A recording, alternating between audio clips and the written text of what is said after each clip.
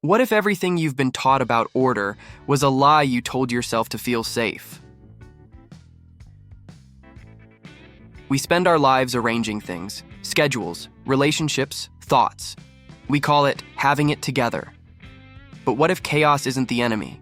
What if it's the baseline, the default state of existence, and order is just a brief, beautiful accident? This is about the thing we avoid. The thing that terrifies us. The thing that might actually set us free. When you were young, you built towers, block by block, perfectly aligned.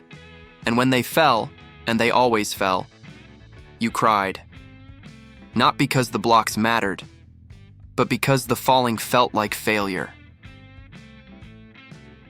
Someone probably told you, it's okay, try again. But no one said, the falling is part of the building. No one said, chaos isn't interrupting your life, it is your life.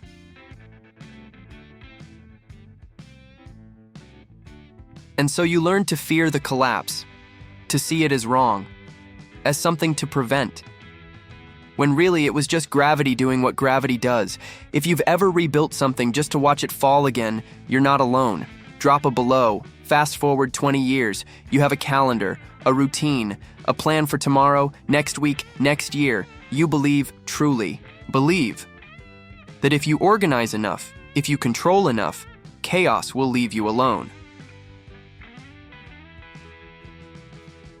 But it doesn't. Your phone breaks. Your relationship shifts. Your body betrays you in small, unpredictable ways. And each time you think, this shouldn't be happening. But what if it should? What if the chaos isn't a malfunction, but the function? Physics has a word for this. Entropy. The universe's natural drift toward disorder. Heat spreads. Structures decay. Everything moves from order to chaos, not because something went wrong, but because that's the law. Well, the second law of thermodynamics doesn't care about your plans. It doesn't care about your comfort. It's been running for 13.8 billion years, and you've been here for maybe 30.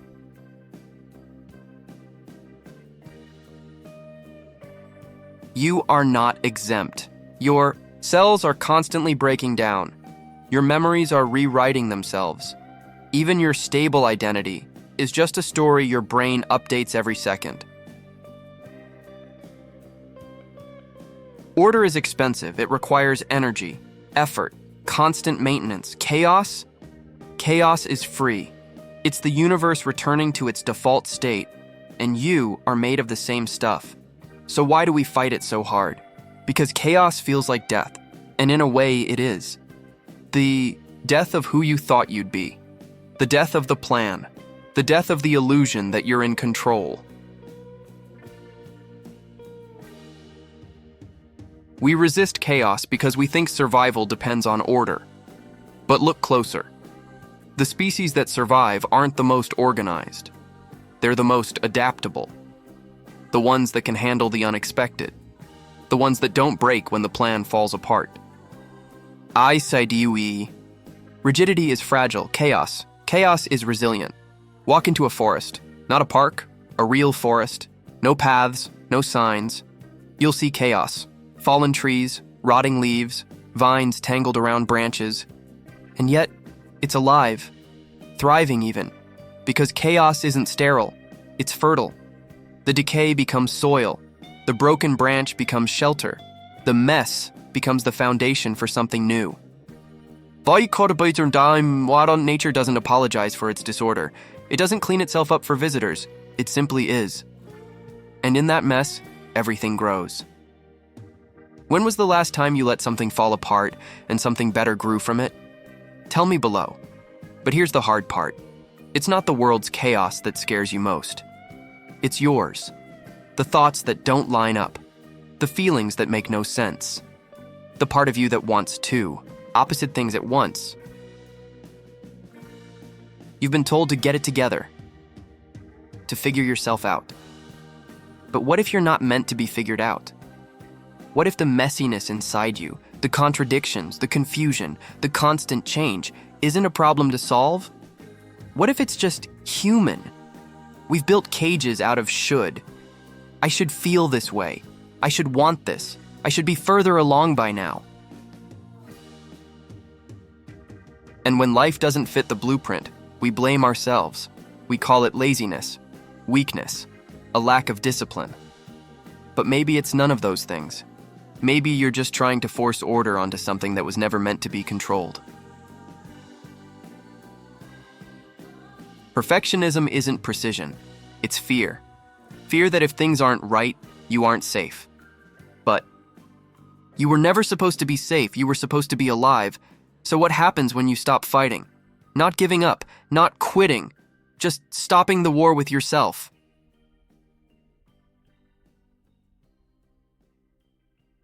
You break. Not in the tragic way, in the necessary way. The way ice breaks in spring. The way a seed breaks open to grow.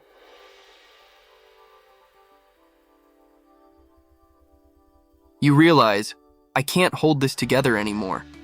And for the first time, you don't try to. You let the thoughts swirl. You let the feelings crash. You stop pretending you're the calm at the center of the storm. You are the storm.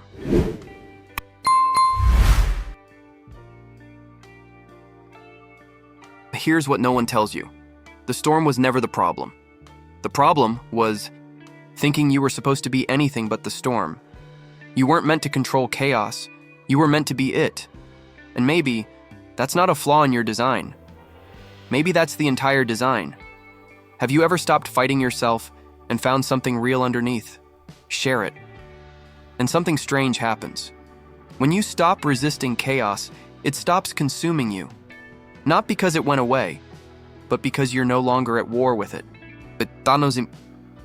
You start to notice. The unplanned moments are often the best ones. The detours teach you more than the destination. The failures were just redirections you couldn't see yet. Chaos doesn't feel like an attack anymore. It feels like texture, the roughness that makes life real, the unpredictability that makes it worth living. Think of a river. It doesn't flow in straight lines. It curves, splits, rejoins. It crashes over rocks, pools in unexpected places, and it never apologizes for its path. You've been trying to be a canal, straight, predictable, controlled. But you're a river, and rivers don't fail when they change direction. They're just being rivers. The chaos you feel, it's not disorder, it's flow. The natural movement of a life that refuses to be damned. So maybe the question isn't, how do I stop the chaos? Maybe it's, what if I stopped needing to? What if you accepted that life will never be clean? That you will always be figuring it out? That uncertainty is the price of being awake? What if that's not a flaw? What if that's the whole point? To be alive is to be in motion, to change, to not know. And maybe, just maybe, that's exactly where you're supposed to be. Type chaos if this is hitting different. Let's see how many of us are done pretending. This doesn't mean you stop trying. It means you stop fighting. There's a difference. You still show up. You still create. You still build. But you do it knowing this might change. This might fall apart. And that's okay. You hold plans lightly. You adapt faster. You waste less energy pretending you're in control. And ironically, that's when things start working. Not because you forced them, but because you allowed them. And here's what no one tells you. Everyone else is chaos too. They're just better at hiding it. The person who has it together. They're improvising. The one with the perfect life. They're terrified it'll fall apart. We're all pretending. All performing order while quietly drowning in entropy. But when you stop pretending, something beautiful happens. You give others permission to stop too. And suddenly, you're not alone in the mess. You're together in it. And changes everything. Here's the paradox. When you accept chaos, you find a deeper order, not the rigid kind, the flexible kind. The kind that knows order and chaos aren't opposites, they're partners. Order emerges from chaos. Chaos breaks down old orders to make space for new ones. Now, you stop seeing them as enemies. You start seeing them as phases, the inhale and exhale of existence. Neither good, neither bad, just natural. And when you see it that way, you stop resisting half of life. You start living all of it. So here's your permission. You don't have to have it figured out. You don't have to be consistent. You don't have to make sense to anyone, including yourself. You're allowed to change your mind, to want different things tomorrow, to be a contradiction. You're allowed to build and let it fall and build something else.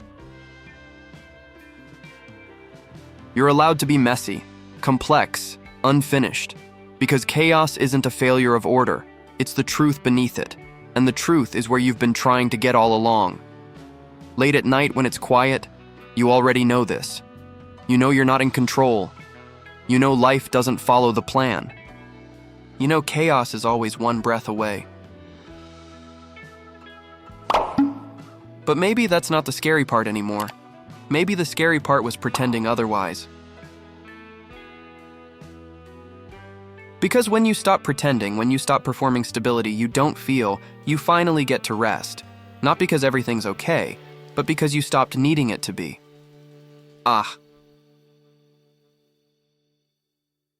And in that rest, you find something you forgot. Yourself. If this made you feel something, leave a thought below. You never know who might need to read it. So what if chaos is natural? What if order is the anomaly, and you've been fighting reality itself? What if the goal wasn't to stop the chaos, but to stop being afraid of it? What if the mess isn't a sign you're broken, but proof that you're alive?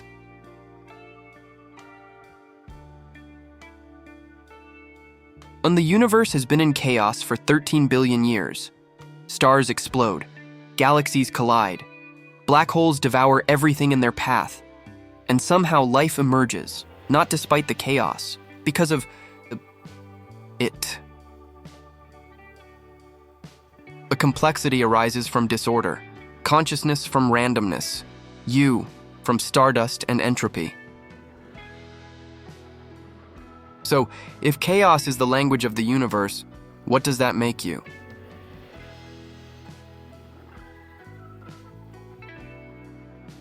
And maybe that's something to think about.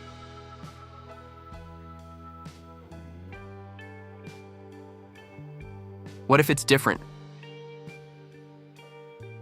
If chaos is natural, maybe reality was never meant to be ordered. But if nothing is stable, what's watching all of this unfold? See what happens in What If Awareness Never Sleeps.